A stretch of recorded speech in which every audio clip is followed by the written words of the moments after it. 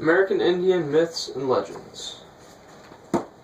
Story is Montezuma and the Great Flood. Before he made man, the Great Mystery Power made the earth and all things which lived upon it. The Great Mystery came down to earth, where he dug out some clay and formed it into the shape, and ascended with it into the sky. Then he dropped it in the hole he had dug. At once out of that hole came the great Montezuma, leading behind him all the Indian tribes. Last to come out of the hole were the wild, untamable Apaches, running off in all directions as fast as they were created. The wise Montezuma taught the people all they needed to know: how to make baskets and pottery, how to plant corn with a digging stick, how to make a fire to cook the food. It was a happy time. The sun was much nearer to the earth then, so it was always pleasantly warm. There was no winter and no freezing cold. Men and animals lived as brothers, speaking a common language all could understand, so that a bug or a bird could talk to a human. But then came the great flood. Long before it engulfed the earth, Montezuma's friend Coyote had foretold its coming.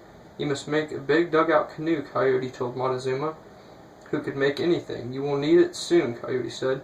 Montezuma, following Coyote's advice, built the boat, keeping it ready on top of the high mountain that the whites called Monte Rosa. Coyote also made a strange vessel for himself, gnawing at a tree trunk until it fell down, then hollowing it out with his teeth.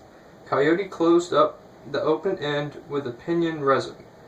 When the great flood, which Coyote had foretold, finally swept over the land, Coyote crawled into the tree trunk vessel he had made, while Montezuma climbed into his big dugout canoe. And so they floated upon the waters, while all the other living things perished. As the water subsided, the top of Monte Rosa's peak rose a little above the flood. Both Montezuma and Coyote steered for this spot, the only piece of dry land far and wide. Thus the two friends met, glad to be alive. Montezuma said to Coyote, "Friend, there must be other dry spots somewhere. You travel fast on four legs. Go west and do some scouting." Coyote went off and came back tired after 4 days, saying, "In that direction of the universe I found only water, nothing but water." Montezuma told him, "Coyote, my friend, rest a while, and then go and see what you can find in the south." Coyote rested, and then went southward. Again he came back after 4 days, saying, "Over there in the south everything is also covered with water." He went east, and it was the same, water everywhere. Finally Montezuma sent Coyote toward the north, and this time Coyote came back, saying, "In the north the waters are receding, and there is much dry land." Montezuma was well pleased to hear this. He told Coyote, "Friend, there in the north we must begin to make a new world." The Great Mystery Power again was busy peopling the earth with men and animals. After life had been recreated, he put Montezuma in charge of everything. Montezuma divided tribes into nations again, giving them just laws to govern themselves, and once again taught humans how to live. And in these tasks Coyote was Montezuma's faithful helper. Soon the people were increasing together with the animals, and all were happy. But then Montezuma's power, which the Great Mystery had given him, went to his head. "We don't need a creator," he said. "I am a creator myself. My power is equal to the Great Mystery Power. I need nobody to command me. I myself am the great commander." Coyote warned him to be more humble. "You know that there is a power above us greater than yours, the power of the universe. Obey its laws." Montezuma answered, "I don't need your advice. Who are you to try to correct great Montezuma? Am I not high above you? Am I not your master? Go. I don't need you any more." Coyote left, shaking his head, wondering. Now Montezuma called all the tribes together and said, "I am greater than anything that has ever been, greater than anything which exists now, and greater than anything that will ever be. Now you people shall build me a tall house, floor upon floor upon floor, a house rising into the sky, rising far above this earth into the heavens, where I shall rule as chief of all the universe." The Great Mystery Power descended from the sky to reason with Montezuma, telling him to stop challenging that which cannot be challenged. But Montezuma would not listen. He said, "I am almighty. Let no power stand in my way.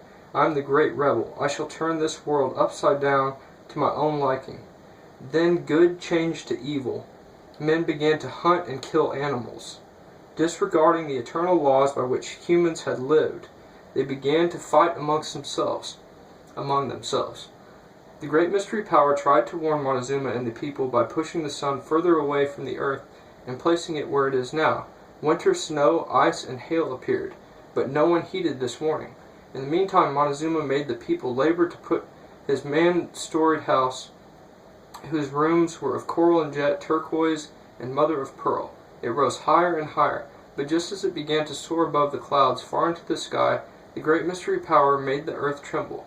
Montezuma's many-storied house of precious stones collapsed into a heap of rubble.